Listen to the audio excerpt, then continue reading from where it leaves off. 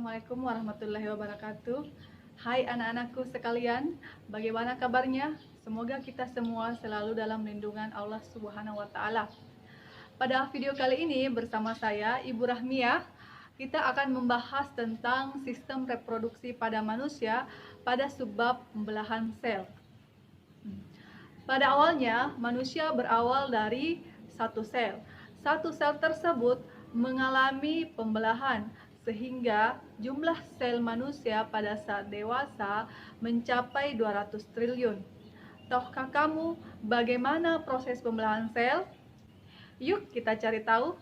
Yang saya banggakan, sebelum menjelaskan lebih jauh tentang proses pembelahan sel, mari kita simak arti surat At-Taghabun ayat 3 yang artinya, Dia menciptakan langit dan bumi dengan hak. Dia membentuk rupamu dan dibaguskannya rupamu itu, dan hanya kepada Allah lah kembalimu.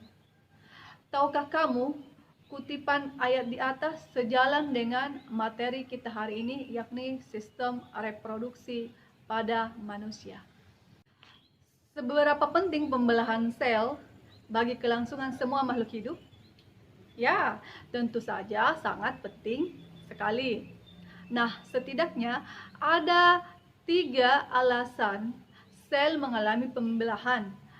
Untuk yang pertama, pertumbuhan, yang kedua, perbaikan, dan yang ketiga adalah reproduksi. Pembelahan itu ada 2 jenis, yaitu pembelahan mitosis dan pembelahan meiosis. Pembelahan mitosis merupakan tipe pembelahan sel yang menghasilkan 2 sel anakan yang mempunyai karakter identik secara genetik maupun induk.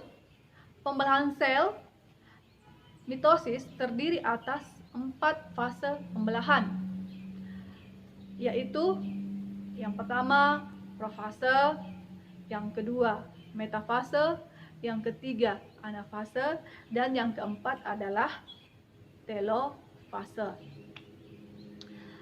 Setiap pembelahan sel itu memiliki ciri-ciri yang berbeda. Tahukah kamu apakah ciri-ciri masing-masing fase pembelahan? Agar kamu lebih memahami fase pembelahan mitosis dan meiosis, mari kita simak ciri-ciri yang terjadi pada setiap fasenya. Yang pertama adalah profase. Bagaimana ciri-cirinya? Kromosom sudah mengganda, kemudian memadat. Membran inti mulai rusak menjadi bagian-bagian kecil.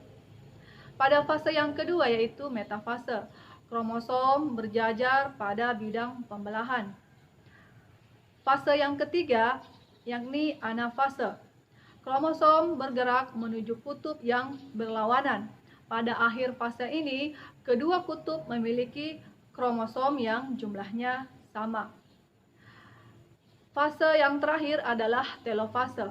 Membran inti mulai kembali bergabung membentuk 2 sel anakan yang bersifat diploid. Nah, itu perbedaan dari tiap fasenya.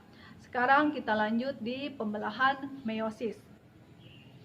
Pembelahan meiosis adalah pembelahan yang menghasilkan 4 sel anakan yang masing-masing sel anakannya hanya memiliki separuh dari jumlah kromosom induk.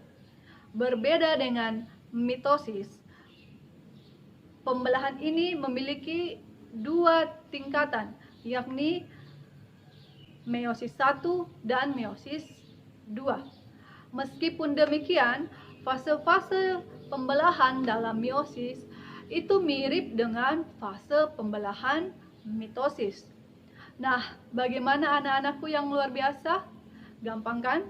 Sekarang kalian sudah tahu bahwa pembelahan sel itu ada 2, yaitu pembelahan mitosis dan pembelahan meiosis. Sudah paham kan? Sampai jumpa pada pertemuan kita hari ini. Wassalamualaikum warahmatullahi wabarakatuh.